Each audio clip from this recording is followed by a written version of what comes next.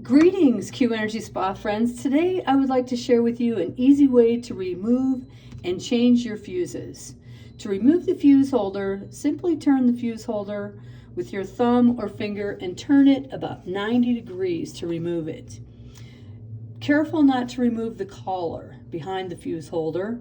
This is a permanent part on the power unit that holds the fuse holder in place. In the front of this machine, we have a 4 amp 250 volt fuse. That's the only one that fits in the front. And this is the thumb grip fuse holder.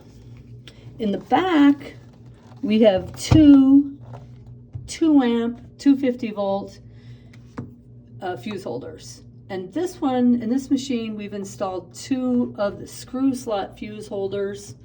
So you just simply use a flathead screwdriver to remove the fuse holder. Take the bad one out, put in a new one, slide it back in there, and simply just use a flathead screwdriver to screw it back in. And that's it. So hopefully that's real helpful when you want to change your fuses. Have a great day. Bye-bye now.